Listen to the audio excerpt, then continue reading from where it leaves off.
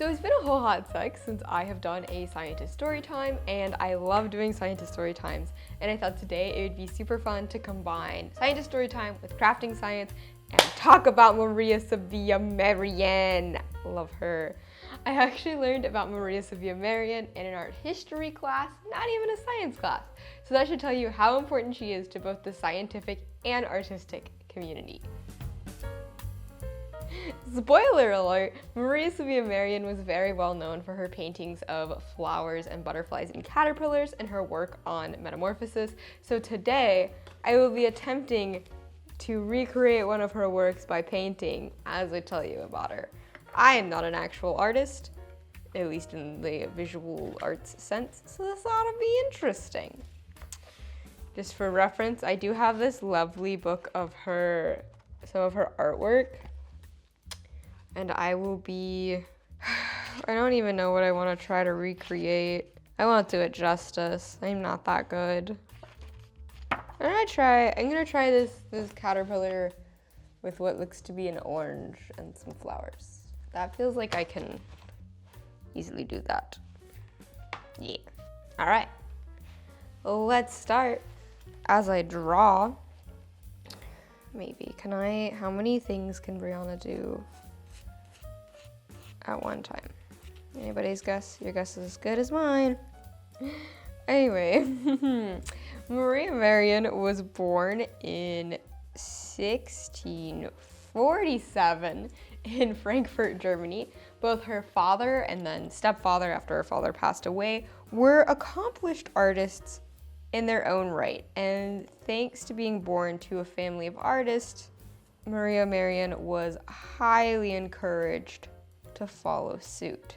Her family ran a printing business, reproducing artwork to be published. She grew up surrounded by both art and business and was taught how to paint, was very encouraged how to paint, and also learned how to do printing to publish artwork into books. She also was very obsessed with butterflies and caterpillars and other insects from a young age. She loved to collect caterpillars, raise them, figure out what they ate, and see their full transformation into butterfly, taking detailed observations and making artwork at every step of the process. Now this may seem kind of like weird to us, like why are you, actually people today are still very much into butterflies, but it was especially important back then because people didn't understand how caterpillars transformed into butterflies. They thought it was honestly almost magic, but they called it spontaneous generation. Basically the idea that like if you saw flies in a rotting pile of meat, it was the rotting pile of meat that gave birth to the flies. They didn't understand that like flies laid eggs on rotting meat, the eggs turned into maggots, the maggots developed into a fly. They didn't understand how caterpillars developed into butterflies, etc. So the idea that Maria Merian was raising all of these insects and taking detailed observations and turning them into a visual art form was revolutionary for both the scientific and artistic community. But I am getting ahead of myself and really failing to do multiple things at once. All right, this is what we're working with. I think it actually looks pretty decent. Let's paint it, Barbara. I don't know why I said that like that. Okay. Let's see now if I can paint and talk at the same time. My bed is also on, probably not. Let's start with the orange. Where was I? Okay, Maria Sibylla Merian growing up in Frankfurt, becoming obsessed with the butterflies. Anyhow, she grew up, she got married, she had 2 daughters. That was about the extent of what she got out of that marriage. And she eventually, with her 2 daughters, because she separated from her husband, moved to Amsterdam. It was in Amsterdam that she was really able to connect with influential scientists and other collectors and other artists who were doing similar work that she was. And she got the opportunity while in Amsterdam to get funded to travel with her daughter to the Dutch colony of Suriname in South America. This was kind of a tremendous feat and journey for a woman at the time, but especially a woman in her like 50s with her daughter to travel all the way across the ocean. And when she got there, she picked up and started doing what she had been doing back in Europe. She collected insect species, she studied them, she raised caterpillars into butterflies, into moths, into flies, etc. And she took detailed portraits of everything that she observed. Pretty impressive. So when she returned back to Amsterdam after her journey, she took all of that stuff and put it into a book. And she actually published several art books during her lifetime, several volumes on caterpillars and caterpillars and butterflies, and then she published her Suriname findings as well. These actually kind of blew up for the time because most people in Europe would never travel that far or ever get the opportunity to travel that far.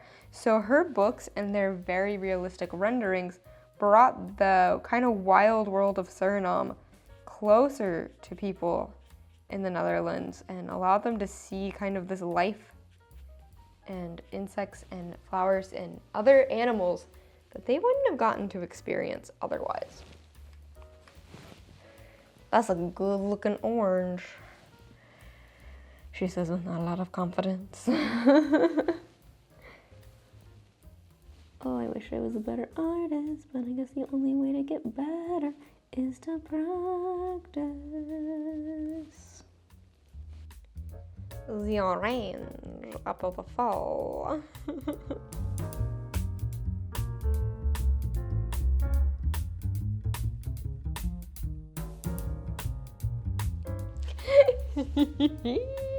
Okay, we got more of the painting accomplished, so I feel like I can talk. So Maria Sibylla Merian, unlike some other people I've talked about on this channel, did gain some success and respect within her lifetime. People loved her work, thought it was so cool. Her books sold very well. People were literally using them as wildlife guides because they were that accurate. This is a time before, photography existed. So if you wanted to figure out what something was, somebody kind of had to draw a really accurate picture of it. Now, unfortunately, her reputation and legacy kind of went downhill after she died because people are dumb. That is the gist of everything, isn't it? Basically, what happened after she passed away is she left behind a lot of unfinished work, a lot of unfinished prints, and people had to decide what to do with them. Her daughters kind of helped take care of some of it, but they eventually also would fall into the hands of people who had no flipping clue what they were doing. So people started adding drawings attributed to Maria Sibylla Merian to her books of her work. People were publishing her books and prints uncolored and then having somebody who had never seen those insects in their life or flowers color them in. So you ended up with inaccurate drawings, which was completely the opposite of everything she strove for. And because of this kind of degrading of her work over time, she started to gain a reputation for making mistakes, and people vastly criticized, like, oh, how could she make this many mistakes? She wasn't a real scientist, etc., etc. There is even one instance where somebody took her Suriname book to a different place in South America and tried to use it to identify the species there and considered it her fault that he couldn't do that, even though it was a completely different environment. Whatever. Anyhow, today her reputation has been restored. We understand what a great contribution she made to both the artistic and scientific community. If you take a look at some of her artwork, like this one that I've been copying today, not get paint on it, you'll notice that her art was really kind of pioneering for the time. Yeet. And part of that has to do with the way she would depict leaves and stuff like that. You can see here that these leaves have been preyed on by the caterpillar. There's evidence of chewing and munching here. Art at the time only wanted to show things as beautiful, perfect, pristine. So the idea of publishing books and prints with broken up and chewed on leaves, insane. Also, Maria Sibylla Merian put all of her caterpillars and butterflies and life cycles on the plant that insect was associated with. So if you don't know this, caterpillars are very plant specific, and the caterpillars will only eat one specific type of plant during its feeding stage. The most common one we're probably most familiar with is milkweed for monarch butterflies. And that's why if you want to attract certain butterflies or help out certain butterflies, you plant certain plants. Maria Merian caught on to this, figured out each caterpillar was very specific to a plant, and put her life cycles of those caterpillars on top of those plants. So not only was it beautiful composition, it had a scientific meaning behind it. Sorry, I love this combination of science and art so much. She's so cool. And here is my finished artwork piece. Obviously not as good as hers, but I think it turned out pretty well considering the fact I don't remember the last time I painted. I hope you all enjoyed this video and enjoyed learning a little bit more about Maria Sibylla Merian. I think she's a super cool person, broke a lot of ground for women at the time, and broke so much ground in just our understanding of biology and ecology and classification, and how caterpillars transformed into butterflies, which was a mind-boggling mystery for people at the time. She helped solve it. So with that, please like this video, subscribe to my channel, tell your friends all about it, check me out on Buy Me a Coffee if you want to support me even further, and as always, keep it sciencey!